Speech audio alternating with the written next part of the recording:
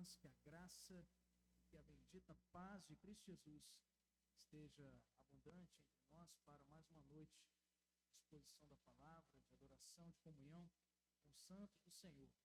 Até aqui nós já louvamos, já lemos a palavra, nós já estivemos diante do Senhor em oração, clamando a Ele pela sua intervenção, pelo seu cuidado com as nossas vidas e também, especialmente nesse momento, queremos entender que o seu próprio Espírito falará ao nosso coração, pois quando o homem sobe aqui na realidade é para ser única e exclusivamente um instrumento nas mãos do Senhor.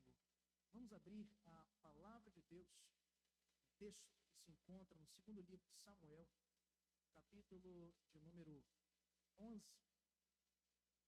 Nós vamos ler atentamente os versos de 1 até o verso 27.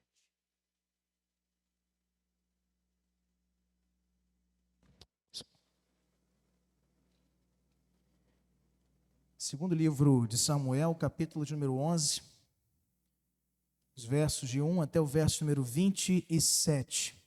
Acompanhem atentamente comigo na sua Bíblia. Você que já encontrou, fique de pé em reverência à palavra de Deus, para lermos as Escrituras como convém.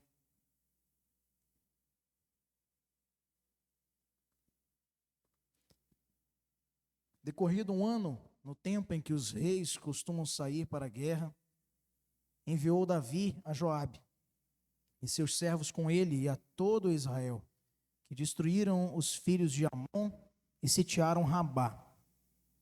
Porém, Davi ficou em Jerusalém. Uma tarde levantou-se Davi do seu leito e andava passeando no terraço da casa real. Daí viu uma mulher que estava tomando banho. Era ela muito formosa. Davi mandou perguntar quem era. Disseram-lhe: é Batseba, filha de Eliã e mulher de Urias, o heteu. Então enviou Davi mensageiros que a trouxessem. Ela veio e ele se deitou com ela. Tendo-se ela purificado da sua imundícia, voltou para a sua casa. A mulher concebeu e mandou dizer a Davi: estou grávida. Então enviou Davi mensageiros a Joabe, dizendo: manda-me Urias, o heteu. Joabe enviou Urias a Davi. Vindo, pois, Urias a Davi, perguntou este como passava Joabe, como se achava o povo e como ia à guerra. Depois disse Davi a Urias: desce à tua casa e lava os pés. Saindo Urias da casa real, logo se lhe seguiu um presente do rei. Porém, Urias se deitou à porta da casa real com todos os servos do seu senhor e não desceu para a sua casa. Fizeram-no saber a Davi, dizendo: Urias não desceu à sua casa. Então disse Davi a Urias: não vens tu de uma jornada? Por que não desceste à tua casa? Respondeu Urias a Davi: a arca, Israel e Judá ficam em tendas. Joabe, meu senhor, e os servos de meu senhor estão acampados ao ar livre. E ei, de eu entrar em minha casa para comer e beber, e para me deitar com minha mulher? Tão certo como tu vives e como vive a tua alma, não farei tal coisa. Então disse Davi a Urias: demora-te aqui ainda hoje. Demora-te aqui ainda hoje. Davi o convidou, e comeu e bebeu diante dele, e o embebedou. À tarde saiu Urias a deitar-se na sua cama com os seus servos, com os servos de seu senhor, porém não desceu à sua casa. Pela manhã, Davi escreveu uma carta a Joabe e lhe mandou por mão de Urias. Escreveu na carta dizendo: ponde Urias na frente da maior força de peleja, e deixai-o sozinho para que seja ferido e morra. Tendo, pois, Joabe sitiado a cidade, pôs a Urias no lugar onde sabia que estavam homens valentes. Saindo os homens da cidade, pelejando com Joabe, caíram alguns do povo, dos servos de Davi, e morreu também Urias, o heteu. Então Joabe enviou notícias e fez saber a Davi tudo o que se dera na batalha. Deu ordem ao mensageiro, dizendo: se ao terminares de contar ao rei os acontecimentos desta peleja, suceder que ele se encolerize e te diga: por que vos chegaste assim perto da cidade a pelejar? Não sabias vós que haviam de atirar do muro? Quem feriu Abimeleque, filho de Jerubezete? Não lançou uma mulher sobre ele do muro um pedaço de mó corredora, de que correu em Tebes? Por que vos chegaste ao muro? Então dirás, também morreu teu servo Urias, o heteu. Partiu o mensageiro e chegando fez saber a Davi tudo o que Joabe lhe havia mandado dizer. Disse o mensageiro a Davi, na verdade, aqueles homens foram mais poderosos que nós e saíram contra nós ao campo, porém nós fomos contra eles até a entrada da porta. Então os flecheiros do alto do muro atiraram contra os teus servos e morreram alguns dos teus servos. E também morreu teu servo Urias, o heteu. Disse Davi ao mensageiro, assim dirás a Joabe, não pareça isto mal aos teus olhos, pois a espada devora tanto este como aquele. Intensifica a tua peleja contra a cidade e derrota, e tu anima a Joabe. Ouvindo, pois, a mulher de Urias que seu marido era morto, ela o pranteou. Passado o luto, Davi mandou buscá-la e a trouxe para o palácio. Tornou-se ela sua mulher e lhe deu à luz um filho. Porém, isto que Davi fizera foi mal aos olhos do Senhor. Curva a sua cabeça, vamos orar mais uma vez. Santo Eterno Deus, nós sabemos, Pai, que pela nossa própria inteligência, perspicácia, dificilmente vamos compreender como convém a Tua palavra. Por isso queremos Te suplicar, nos ensina, Senhor, nos educa na Tua palavra. Faz-nos compreender o Teu recado para os nossos corações nessa noite. E não nos permita desconcentrarmos deste momento onde Tu mesmo se encarregarás, em nome de Jesus, de falar aos nossos corações para edificação, crescimento, para mudança de vida e para arrependimento. Assim te rogamos em nome de Jesus. Amém e amém. Podem sentar, queridos. Hoje nós vamos iniciar uma nova série de sermões aqui na IPA, nos cultos noturnos, com o tema O Pecado é Coisa Séria. Temos transitado por alguns meios evangélicos e visto o quanto este tema tem se tornado raro nos púlpitos das igrejas.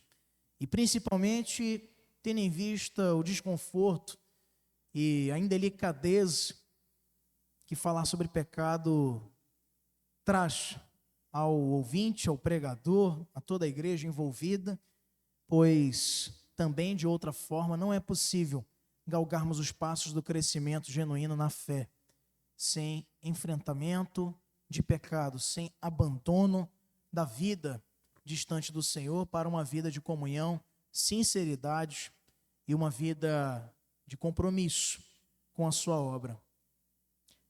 No século XIII da era cristã, existia, dentre os mais imponentes castelos da Europa medieval, o castelo de Rochester, na Inglaterra. Este era considerado uma das fortalezas mais seguras daquele tempo, e suas muralhas, presumem os historiadores, possuíam até 3 metros de espessura, tamanha sua resistência, com rochas tiradas daquela localidade. Torres de vigilância em diversos pontos estratégicos do castelo de Rochester. E ainda assim, no ano de 1215, durante a Primeira Guerra dos Barões, aquele castelo teria sido invadido pelas tropas do rei João Sem Terra, ali naquele momento de afirmação da Grã-Bretanha. Não foi um ataque frontal, não foi um ataque anunciado, porém, cavando túneis por uma das torres, os invasores encontraram uma brecha estrutural que havia sido ignorada por muitos anos naquela grande e belíssima edificação, o castelo de Rochester. E durante muito tempo, pacientemente, foram trabalhando na desestruturação daquela coluna, enfraquecendo os alicerces com banha queimada de 40 porcos, até que desabou. aquele castelo não caiu por falta de soldados. Caiu por uma brecha negligenciada. Assim, nas nossas vidas funciona a atuação do pecado, da impureza, dos desejos perversos que no meu e no seu coração nós ostentamos diariamente. O pecado não começa nas nossas vidas com destruição, começa com distração. O pecado não começa nas nossas vidas com escândalo, mas com pequenas concessões. Não se apresenta de início como uma tragédia, mas com simples olhares na varanda de um palácio. Davi não tinha caído em adultério de uma hora para outra. Erra quem pensa que as coisas na vida de um homem acontecem assim, como que repentinamente. Davi cai porque decide ficar onde não deveria. Davi cai porque olha o que não deveria ver. Davi cai porque deseja o que não deveria desejar. E, portanto, Davi não cai por aquela tarde ou aquela manhã em seu palácio. Davi cai porque o seu coração já estava sendo objeto da sua própria negligência. Ao contrário das biografias promocionais, textos distribuídos para editoras, para a imprensa, onde se fala sempre o que é de melhor das pessoas. A Bíblia não é assim. A Bíblia reserva dos seus mais valorosos relatos falando do que de mais péssimo, do que de mais cru há a respeito das nossas vidas, como também de homens singulares na história da vida do povo de Israel, como Davi.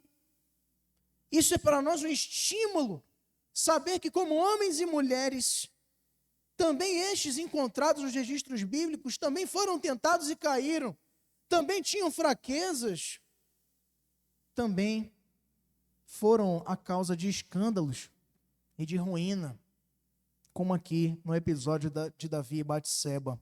E mesmo assim, o Senhor, na sua graça soberana, pôde usá-los para o louvor da sua glória, para que não ficasse nenhuma sombra de dúvida de que o sucesso da sua obra é devido ao seu poder, à sua soberana vontade, e não ao que nós temos a oferecer para Ele, que é nada.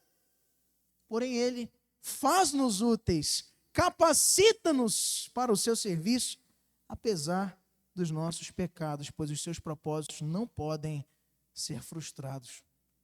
Noé tinha sido um homem de muita fé e obediência, um achado dentre um mundo perverso, sentenciado ao dilúvio, mas se embriaga e expõe sua nudez a seu filho Cã.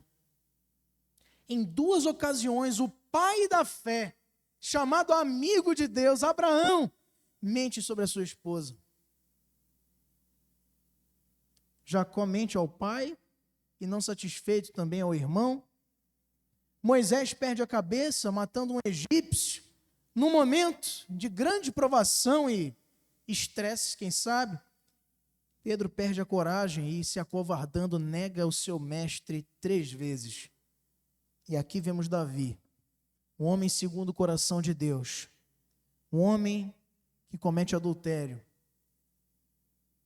E além disso, trama o assassinato do esposo da mulher com quem adultera, na tentativa vã e fracassada de silenciar ou de abafar as consequências dos seus erros, nos seus esforços desesperados para encobrir o pecado, como se fosse possível. Estima-se que Davi tenha passado cerca de 9 meses, como se nada tivesse acontecido. 9 meses, recusando-se a confessar as suas transgressões, até que Deus vai ao seu encontro. E veja só a operação da obra de Deus, mais uma vez mostrando-nos que esta mudança operada no nosso coração para virmos a ver a nossa condição e reconhecer, pedindo o perdão do Senhor, não é iniciativa nossa, é Ele que manda Natã, enquanto Davi, que estava vivendo muito bem, com as suas decisões, com as consequências apagadas, concluídas com sucesso, na cabeça de um homem que destruiu uma casa. E mal sabia, tinha destruído também a sua própria. E por isso pagou caríssimo pelos pecados cometidos. Pois como disse Charles Spurgeon certa vez, Deus não permite que os seus filhos pequem com sucesso. Quem lhe pertence vai pecar, óbvio que vai pecar, mas não sem consequências. Infelizmente, as que Davi enfrentou foram as mais severas possíveis para o resto de sua vida inteira. E o mesmo acontece conosco quando nos rebelamos contra o Senhor, conhecendo da sua lei e ignorando-a deliberadamente. Colhemos para nós consequências que vão acompanhar, quem sabe, até muitas gerações depois da nossa. E assim foi na casa de Davi. Nós pagamos muitas vezes adiantado pelas coisas boas que recebemos na vida. Não é verdade? Pois nós somos preparados por Deus para aquilo que Ele tem reservado para cada um de nós. Mas quanto ao mal, geralmente se paga em prestação. As consequências do pecado geram para nós uma caminhada de prestação de contas com o Senhor. E que não se enxerga o seu fim.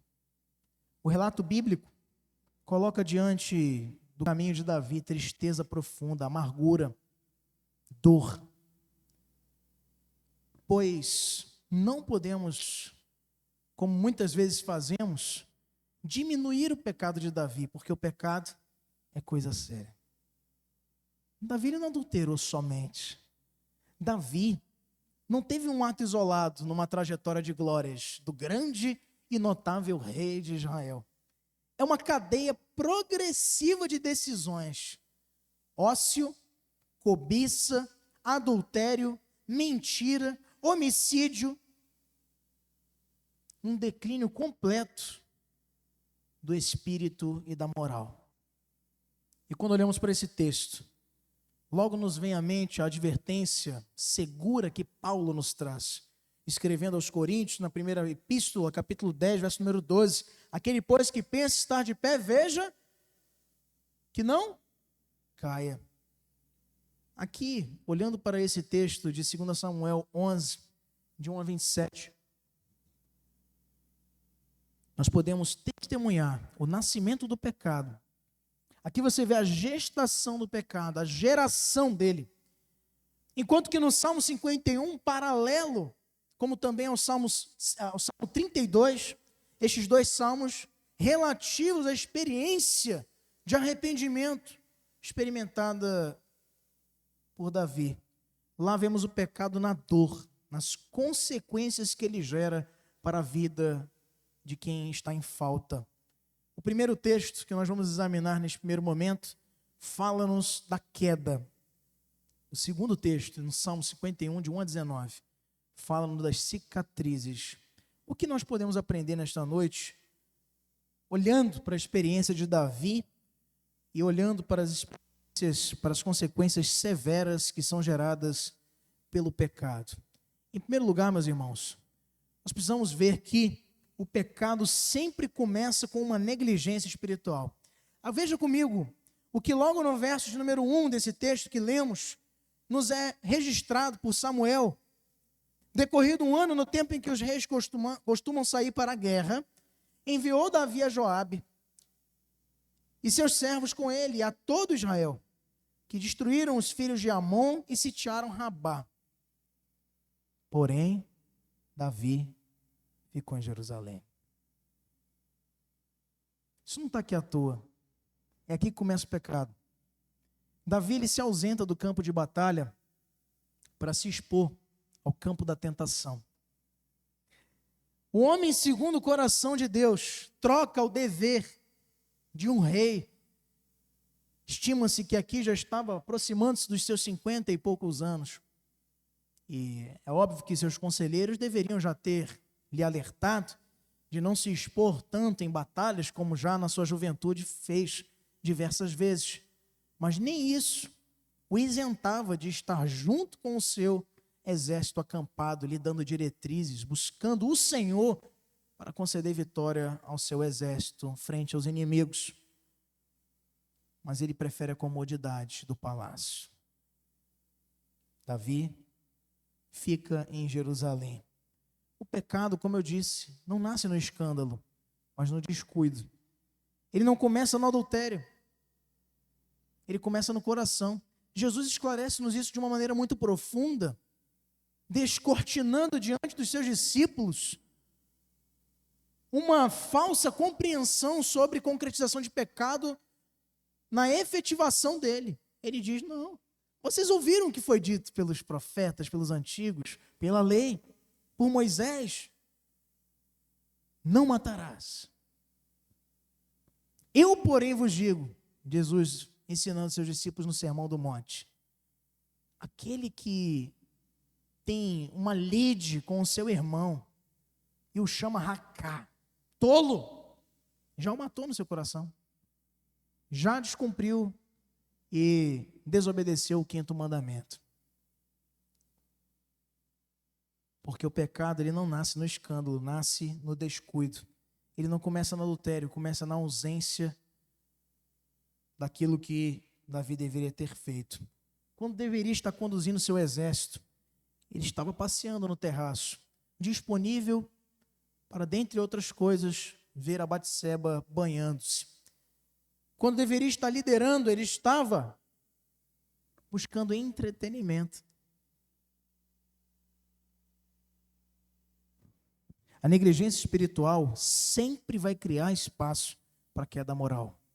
Quando a gente deixa de fazer o que deveríamos estar fazendo, a título de aperfeiçoar-nos, de santificar-nos, de desfrutarmos da comunhão do Senhor, da sua orientação para as nossas vidas, vamos dando todo o espaço necessário para a nossa própria queda. A negligência espiritual sempre vai nos desafiar a cair. A rotina espiritual abandonada vai abrir uma porta larga para desejos desordenados. E sem o Espírito do Senhor pairando sobre nós de maneira abundante, somos implacavelmente vencidos pelas provações.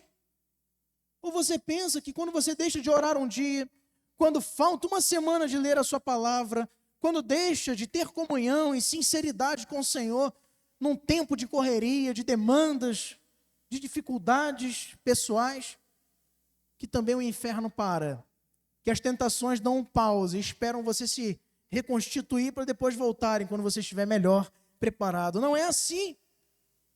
Quando não há vigilância, é a carne que governa. Quando se deixa de orar, o desejo vai crescendo, vai florescendo, vai criando galhos e galhos. E quando vermos, rápida e velozmente, já estaremos totalmente dominados pelos desejos que habitam o nosso coração. A expressão hebraica aqui falando, porém, Davi ficou. Ficou aqui é deliberado. Não foi um acaso, não foi uma circunstância, precisou ficar, tinha alguém doente. Não. Ele ficou, ele quis ficar. Manda o exército para mim. Já deu, vou ficar um pouquinho aqui no palácio, desfrutando dos luxos do salão real. Foi escolha. O pecado nunca é um acidente. Ele vai ser sempre, para nós, um objeto de desculpa. Aconteceu, infelizmente. Mas é um resultado, quando examinamos as nossas rotinas, os nossos hábitos, nossas preferências, é um resultado de decisões que tomamos ou que não tomamos. Porque sempre começa com a negligência. Não começa na cama, com uma mulher que não era sua esposa. Começa no terraço. O pecado raramente vai iniciar. É possível que hajam circunstâncias assim, mas nasce, na grande maioria das vezes, em pequenos descuidos. Ou você tem alguma dúvida que Davi, quando decide ficar em Jerusalém, ele não tinha no seu coração o desejo de adulterar. Ou você pensa que sim. Deliberadamente, ele falou: olha, Joabe, vai na frente, leva os homens que derrotaram os amonitas, vou ficar aqui porque eu tenho agora uma imoralidade já conjecturada, premeditada. Ele deixa de fazer o que tinha que fazer, e o seu coração fica uma porta aberta, e então o adultério é apresentado para a sua satisfação lasciva. Ele não tinha planejado adulterar. Talvez você não tenha planejado mentir, ou também não tenha planejado furtar, ser infiel. Isso acontece quando estamos desvigilantes na nossa caminhada espiritual. Quando líderes espirituais como Davi abandonam os seus deveres, os seus postos de renúncia, de sacrifício, de busca sincera e fervorosa ao Senhor, eles não apenas caem, eles arrastam também outros consigo. Veja só, o pecado de Davi não fica em Davi. Arrasta Batseba, arrasta Urias, arrasta outros valentes homens de Israel que precisaram ter as suas vidas ceifadas por uma tentativa de acobertar o pecado, de comprar sua própria impunidade por causa dos efeitos da omissão de um homem. Hernando Dias Lopes nos diz que o pecado sempre começa quando deixamos de vigiar. Em Provérbios capítulo 4, verso 23, assim Salomão, filho desta mesma mulher, deste mesmo homem, assim nos registra: sobre tudo que se deve guardar, guarda o teu coração, porque dele procedem as fontes da vida. Guardar o coração é uma atitude diária. Um dia perdido no cuidado com o teu coração pode significar uma vida inteira arruinada com as consequências do pecado, que é coisa séria. O pecado sempre começa com a negligência. Em segundo lugar, esse texto ainda nos ensina, meus irmãos, nos versos de 6 a 27, que nós já lemos, que o pecado promete prazer, mas o que ele entrega é o quê? Culpa. O prazer está diante dos olhos de quem é tentado a pecar. Porém, a recompensa de cedermos às tentações é a culpa. Lá no finalzinho é dito, no verso de número 26, aliás, no verso de número, logo no comecinho, verso número 5, é dito assim: a mulher concebeu e mandou dizer a Davi: estou grávida. Até então, na cabeça de Davi está tudo certo. Ele é o rei, mandou buscar a mulher, teve relações com ela ilicitamente, devolve-a para a casa dela, tenta convencer a Urias que tenha relações com ela para acobertar seu erro, não consegue que isso se concretize. E então planeja a sua morte. Na tentativa sempre de esconder os nossos erros, nós acabamos buscando um atoleiro ainda maior, pecados ainda mais graves. A narrativa do texto destaca que a progressão, o crescimento do pecado num coração já dominado é o que Davi experimentou. Quem começa cedendo à cobiça, vai também ceder naturalmente à violência, ao homicídio. A mulher concebeu e mandou dizer a Davi: estou grávida. Estas são as únicas palavras de Batseba na Bíblia. Nesse episódio, melhor dizendo. Nesse episódio, a única coisa que é registrada como tendo sido dita por Batseba é: estou grávida. Eram as únicas que Davi não queria ouvir. Podemos parafrasear essa mensagem muito curta, objetiva, como quem quer transmitir um recado para ele: agora é com você. O que resolverás? Tático, perspicaz e cruel, Davi, mais do que depressa, desenvolve um plano para ocultar o seu pecado.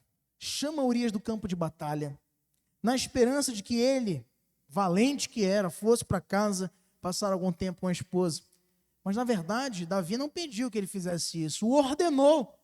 Verso número 8 diz: desce à tua casa e lava os pés. Mas ele não obedece o rei.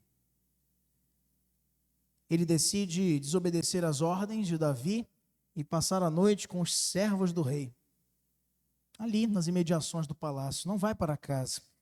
Davi depois envia comida do próprio palácio para a sua casa, para que Urias e a sua esposa desfrutassem de um delicioso banquete.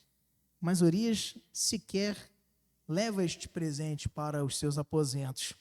Ficamos aqui imaginando se Urias tinha ouvido algo que o deixou desconfiado. Afinal, o ambiente do palácio era conhecido por fofocas, como em qualquer lugar de autoridades e exercício de poder. Não seria diferente. Porém, Davi teve de pensar em um outro plano. Ele usa de outro artifício para chamar Urias para outra audiência no dia seguinte. Sendo que durante esse novo encontro, o repreende por não ter ido à sua casa como ele havia ordenado. E como um verdadeiro soldado, disponível para o Senhor, Urias censura o rei, não temendo pelo que lhe poderia acontecer, mas sugere a Davi que um de seus homens estava na batalha, em tendas, a arca do Senhor. E por que ele iria para sua casa? E se sente desconfortável com Davi pela sugestão de abandonar seus homens, o seu dever, enquanto travavam batalhas, estando ele na sua casa, comendo e bebendo e desfrutando da sua esposa. 1 Samuel 21:5 indica que os soldados de Davi se abstinham de relacionamentos sexuais com os seus cônjuges enquanto estavam no cumprimento dos deveres militares. Essa regra é lá do Levítico, capítulo 5, versos 16 a 18. Então, Urias deve ter ficado muito surpreso com essa bonificação de Davi, despropositada. Se a lei do Senhor assim proibia que eles procedessem, como que o rei me abre uma porta dessa para que eu desfrute da minha esposa enquanto está acontecendo a batalha? Ainda assim, não foi possível convencê-lo, mas ainda Davi vai para o terceiro round. Ele está obstinado em esconder o seu pecado. E convida Urias. Então faz o seguinte, vem comer aqui comigo. Antes de voltar à batalha. E durante essa refeição, Davi passa-lhe o cálice a ele tantas vezes que Urias se embriaga. É tomado pelos efeitos do álcool. E, no entanto, veja só, mesmo bêbado, mesmo fora dos seus sentidos de sobriedade, de decisão, de lucidez, Urias ainda se mostrou um homem mais digno que Davi, pois recusou de novo ir para a sua casa. Urias, lembrado só como vítima deste episódio, muitas vezes é pouco examinado como um homem tão leal como foi. Urias era um verdadeiro soldado, de corpo e alma, com o álcool derrubando suas defesas, ainda assim a sua missão era que provocava a sua fidelidade. Só tinha mais uma coisa a se fazer para Davi. Eu preciso matar esse homem. Se bêbado ele não aceita ceder às ofertas que tenho feito a ele para abandonar o seu posto, eu preciso me livrar dele. Então, Davi aqui quebra cada um dos 10 mandamentos. Ele cobiça a esposa do próximo, cobiçando-a, adultera com ela. Em seguida, dá falso testemunho contra o seu próximo. Em seguida, dá ordens para que Urias fosse morto. E em tudo isso, desonrando o nome do Senhor, atentando para com a santidade do nome de Deus. Davi pensava que estava enganando a todos, e na verdade só estava enganando a si próprio. e achou que poderia escapar da culpa, enquanto na realidade só estava alimentando, fazendo-a crescer para logo em breve grande, já aterrorizante, lhe amedrontar e lhe tomar por completo. Joabe tinha sitiado Rabá e ordenado que seus homens não se aproximassem do muro, para que não fossem feridos e mortos. E alguns soldados amonitas, dos inimigos de Israel, ficavam às vezes às portas da cidade, está aqui no texto, para atrair os soldados israelitas, para que, criando uma cilada, os atacassem e vencessem. E sendo um homem de estratégia, um homem de valente de Davi, Joabe entendeu as entrelinhas da carta que o seu rei lhe mandava. Ele não era tolo. Por que botar Urias na frente da peleja? E ali vemos agora o surgimento de um cúmplice. Joabe conhecia do plano do seu rei. Sabia que a única coisa que Urias possuía, sendo um soldado, provavelmente um homem de poucas posses, era sua esposa. Então Joabe guarda isso consigo, cumprindo as ordens cegamente do seu rei, quem sabe, intentando usar isso em seu favor em um momento futuro. O próprio Joabe já tinha, antes disso, matado a Azael, Abner, e ainda iria, um pouco tempo depois disso, matar a Amasa. Tudo aí no texto, 2 Samuel, capítulo 20, capítulo 2, verso 17 a 24, e capítulo 3, verso 27 seguinte. Ele sabia do que ele estava fazendo. De matar gente, Joabe entendia. Ele sabia que não podia enviar Urias até as muralhas, pois isso vai levantar suspeitas. Deu ordem ele a todos os seus soldados de que não se aproximassem dos muros. Então, faz Joabe de uma estratagema para encobrir também a sentença de Urias e manda vários servos do rei. Verso número 24 nos diz: então os flecheiros do alto do muro atiraram contra os teus servos e morreram alguns dos servos do rei, e também morreu o teu servo Urias, o heteu. Portanto, para se livrar do seu pecado, Davi, além de ordenar o assassinato de Urias, brinca com a vida dos valentes homens de seu exército, como se fosse nada. Só para que não soubessem da sua queda e do seu pecado. É possível que esses servos do rei aqui mencionados, que tiveram que ser sacrificados para Urias também morrer junto desse pelotão, fossem membros da guarda pessoal de Davi, o que aumenta ainda mais a carga dramática desse episódio. Quem sabe aqueles homens estavam ali 24 horas à disposição do rei, viam o rei nos seus momentos mais íntimos de refeições, com as suas esposas, com os seus filhos, transitando no palácio, o protegendo de ameaças, o guardando dos seus inimigos, que não eram poucos. E Davi decide dar cabo da vida deles, só para montar um grupo de uma forma que fique mais coerente à morte de Urias. O pecado, ele vai trazendo na nossa promessa de prazer um universo inteiro de culpa, tropeços atrás de tropeços e uma falsa compreensão de que você vai se livrar disso. Você vai conseguir esconder e não vai. Não vai. Joabe sabia, Davi sabia, porém ele esqueceu que Deus também. Primeiro, o pecado nunca permanece solitário. Ele sempre vai exigir novos pecados, aumentando-nos ainda a dose de perversidade e culpa. Segundo, quanto mais se tenta ocultar o pecado, mais ele vai corroendo a nossa consciência. Davi aparentava ser forte no trono, mas estava quebrado na sua alma. Em Provérbios 28, 13, Salomão, mais uma vez, veja só, vai nos dizer que o que encobre as suas transgressões jamais prosperará, mas o que as confessa e deixa alcançará misericórdia. Em Números 32, verso 23, nos registra o Senhor, saber que o vosso pecado vos há de achar. Porque não há nada, como cantamos nesse culto de hoje, que passe ao largo dos olhos do Senhor, que sondam e esquadrinham a todos, sabendo das nossas palavras antes que elas cheguem à nossa língua.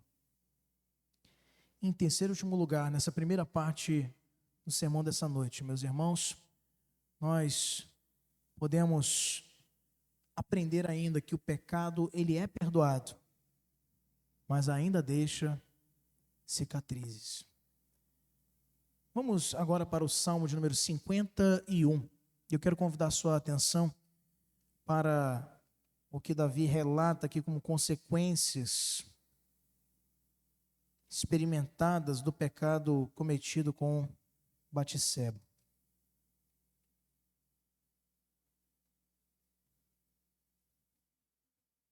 Ao mestre de canto, Salmo de Davi, quando o profeta Natã veio ter com ele, depois de haver ele possuído Batseba. Acompanhe comigo na sua Bíblia. Compadece-te de mim, ó Deus, segundo a tua benignidade, e segundo a multidão das tuas misericórdias. Apaga as minhas transgressões, lava-me completamente da minha iniquidade, purifica-me do meu pecado, pois eu conheço as minhas transgressões, e o meu pecado está sempre diante de mim. Pequei contra ti somente, e fiz o que é mal perante os teus olhos, de maneira que serás tido por justo no teu falar, e puro no teu julgar. Eu nasci na iniquidade, em pecado me concebeu minha mãe. Eis que te comprases na verdade, no íntimo e no recôndito me fazes conhecer a sabedoria. Purifica-me com isso, e ficarei limpo. Lava-me e ficarei mais alvo que a neve. Faze-me ouvir júbilo e alegria, para que exultem os ossos que esmagaste. Esconde o rosto dos meus pecados, apaga todas as minhas iniquidades. Cria em mim, ó Deus, um coração puro. Renova dentro de mim um espírito inabalável. Não me repulses da tua presença, nem me retires o teu Santo Espírito. Restitui-me a alegria da tua salvação. Sustenta-me com o espírito voluntário. Então ensinarei aos transgressores os teus caminhos, e os pecadores se converterão a ti. Livra-me dos crimes de sangue, ó Deus, Deus da minha salvação, e a minha língua exaltará a tua justiça.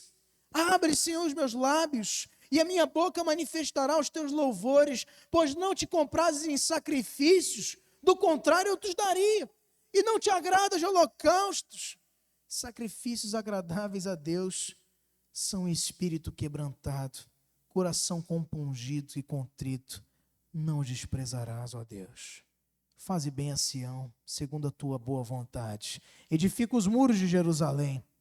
Então te agradarás dos sacrifícios de justiça, dos holocaustos e das ofertas queimadas, e sobre o teu altar se oferecerão novilhos. Mas não acaba aí. Ainda no Salmo de número 32, relata-nos Davi de consequências práticas do pecado cometido, dizendo: bem-aventurado aquele cuja iniquidade é perdoada, cujo pecado é coberto. Bem-aventurado o homem a quem o Senhor não atribui iniquidade, e em cujo espírito não há dolo. Enquanto calei os meus pecados, envelheceram os meus ossos, pelos meus constantes gemidos todo o dia, porque a tua mão pesava sobre mim, dia e noite, e o meu vigor se tornou em sequidão de estio. Confessei-te o meu pecado, e a minha iniquidade não mais ocultei. Disse: confessarei ao Senhor as minhas transgressões, e tu perdoaste a iniquidade do meu pecado. Sendo assim, todo homem piedoso te fará súplicas, em tempo de poder encontrar-te. Com efeito, quando transbordarem muitas águas, não o atingirão. Tu és o meu esconderijo, tu me preservas da tribulação e me cercas de alegres cantos de livramento. Instruir-te-ei, te ensinarei o caminho que deves seguir, e sob minhas vistas te darei conselho. Não sejas como o cavalo ou a mula, sem entendimentos, quais com freios e cabrestos são dominados. De outra sorte não te obedece. Muito sofrimento terá de curtir o ímpio, mas o que confia no Senhor, a misericórdia o assistirá. Alegrai-vos no Senhor e regozijai-vos, ó justos. Exultai vós todos que sois retos de coração. um homem massacrado. O Salmo 51, o Salmo 32, não são apenas belas poesias sagradas neste inário do povo de Deus, que é o livro dos Salmos. É o choro de um rei quebrado. Eu conheço as minhas transgressões, o meu pecado está sempre diante de mim. Você já parou para refletir no que isto significa? Ao acordar, ao levantar, andando pelo caminho, ao se deitar, o que ele via diante dele era a misericórdia do Senhor que não tem fim. Compôs diversos salmos sobre isso. Via ele a lei do Senhor que é perfeita e restaura a alma, e compôs diversos salmos sobre isso. Via ele os altares do Senhor, que para ele eram como moradas. As andorinhas encontraram ninho para si, mas ele, os altares do Senhor, local no qual preferia ele passando um dia, valendo como 1000 em qualquer outro lugar. E ele olha para frente, olha para o lado, olha para trás, olha para o outro lado, e se deita, e se levanta, e o seu pecado está diante dele, como uma propaganda. Não se esqueça, lembre-se, o pecado é coisa séria. Tentou encobrir, tentou fugir, tentou esconder, mas lá estava o pecado, sendo apresentado, mostrando ameaça, tirando a sua paz. Este precioso salmo não é só uma confissão, é teologia viva. Davi reconhece que o maior dano do pecado não era o seu trono a ser perdido, não é um dano político. Que o maior dano do pecado não era familiar. E realmente teve profundas e severas consequências familiares. Vamos ver algumas delas na semana que vem. Era espiritual. Não repulses de mim a tua presença. Tire tudo de mim, Senhor, eu não quero mais ser rei. Veja como ele fala lá no Salmo 51, no finalzinho, como que entregando o posto, dizendo: Senhor, faz o que tu quiser a Sião. Olha só no finalzinho, verso 18: faze bem a Sião, segundo a tua boa vontade, edifica os muros. Como que quer dizer? Se tu me tirares, Senhor, daqui, que é o que eu acho que vai acontecer, proteja esse povo que é o teu povo. A mim não me interessa, faça o que tu quiseres na minha vida. Tire meu trono, tire minha família, faça-me perder a saúde, a paz, mas não tire de mim a tua presença, porque senão eu morro. O arrependimento verdadeiro, ele não negocia com Deus. Como tem gente pensando que está postulando com o Senhor um acordo, uma forma de se ver avantajado com benefícios. O Senhor não negocia com o pecado, de forma alguma. O arrependimento verdadeiro, ele não barganha com Deus, ele confessa diante do Senhor, se rende. Davi não culpa diante do Senhor Batseba. Davi não culpa diante do Senhor o palácio. Davi não culpa diante do Senhor a Urias. Ele não culpa ninguém, ele sabe quem é o verdadeiro culpado. Arrependimento não pode ser procedido sem assumir o nosso lugar com o pecado que cometemos. Deus não perdoa de outra forma. E quando perdoa, agindo com a sua graça em nosso favor, ainda assim não se apagam as marcas históricas do pecado que cometemos.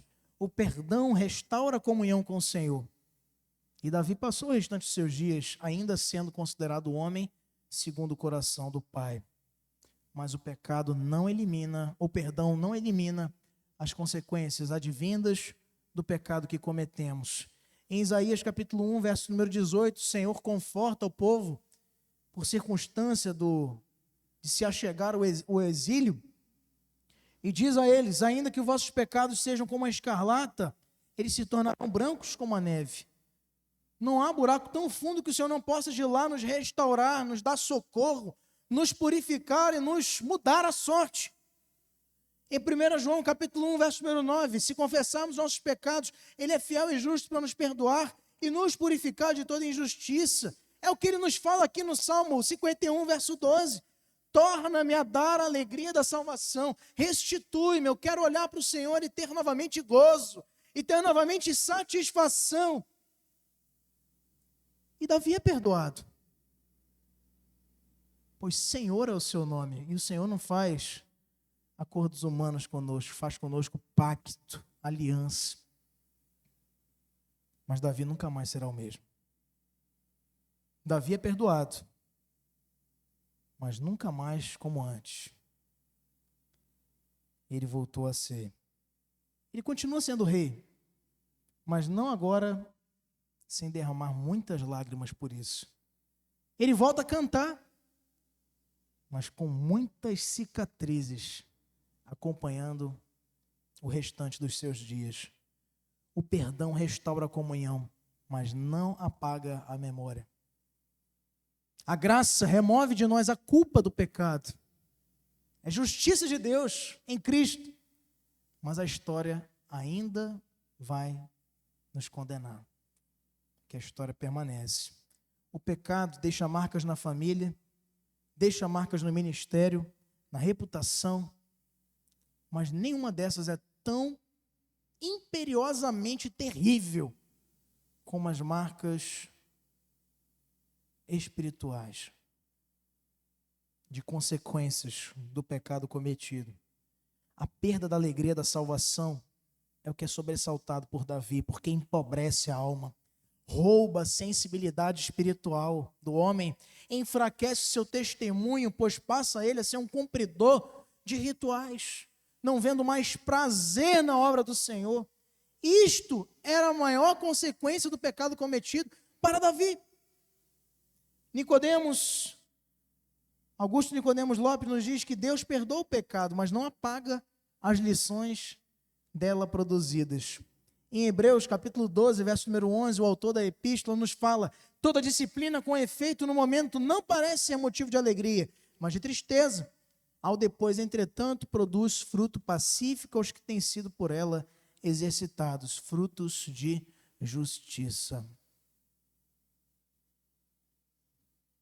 O pecado é coisa séria. Nós queremos concluir, meus irmãos, convidando você a pensar sobre a vida de Davi. Ele pensou que estava apenas descansando e terminou assassinando um homem fiel, temente ao Senhor e à sua nação.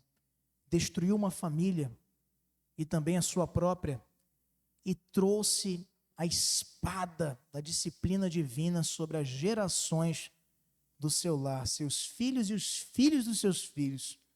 Davi foi perdoado, mas o filho gerado desta união de adultério com Batseba morreu. E depois, ainda outros 3, como consequência direta da ruína que foi tornada a casa de Davi. Ele vê a sua casa sendo rasgada pela violência, enfrenta dos seus próprios filhos e amigos pessoais, traições, rebeliões, tem que se esconder no deserto, pois seu próprio filho vai atrás dele.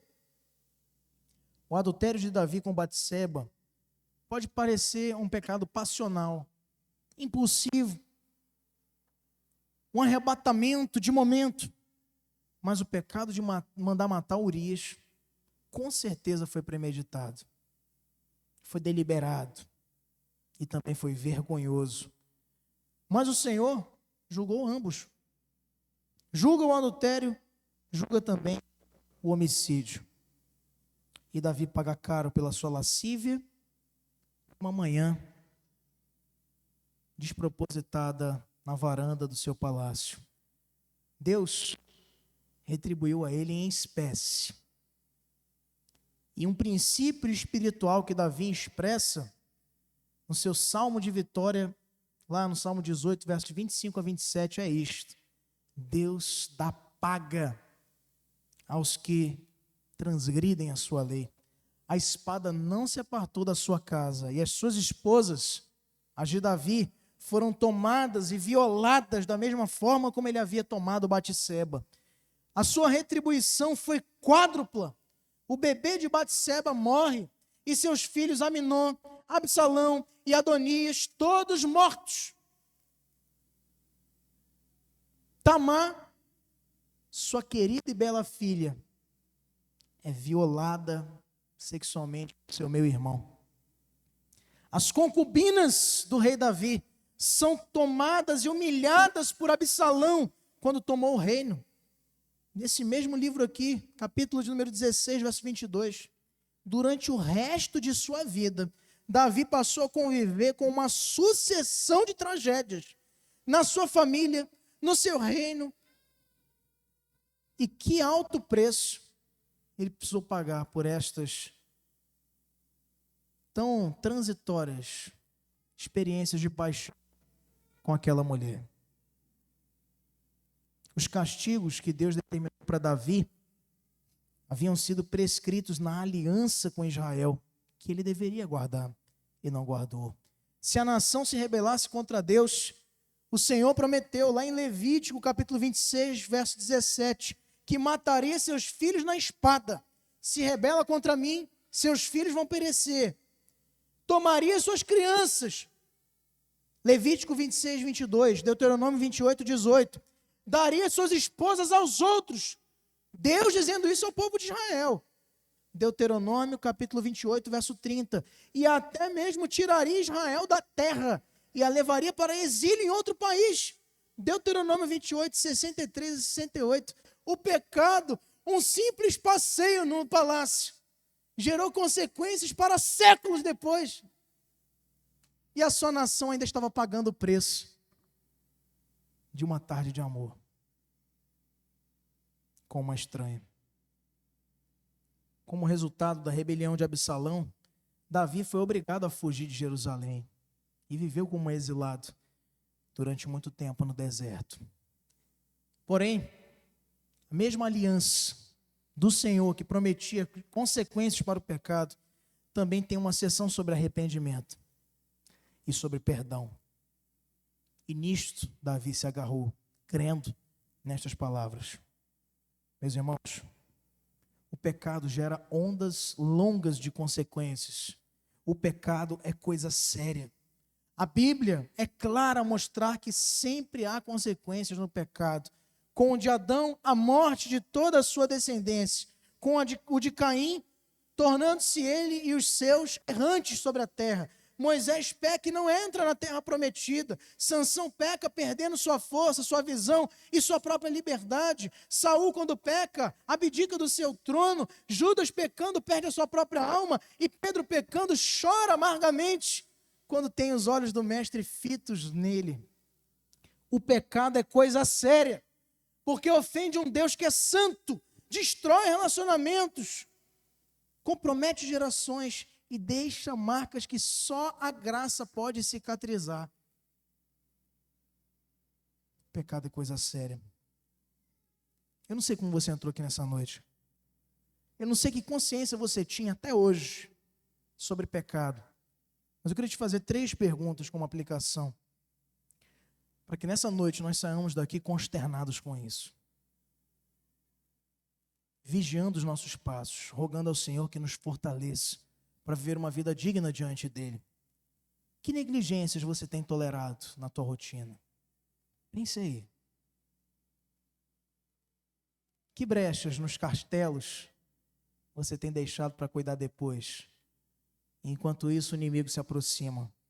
Que pecados que você tem tratado como pequenos, não pensando numa teia irreconciliável de outros pecados que podem ser atraídos por estes?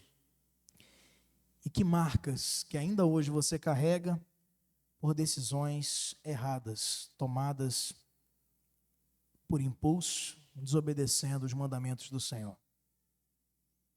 Na semana que vem, nós vamos falar sobre o texto de 2 Samuel 13, de 1 a 22. E ver que o silêncio também pode se tornar pecado. Que Deus nos ajude, meus irmãos. Vamos ficar de pé e nesse momento, com o nosso grupo de louvor, entoarmos um cântico, que é o Salmo 32, cantado, e refletindo sobre tudo isto que vimos, ouvimos e observamos nessa noite.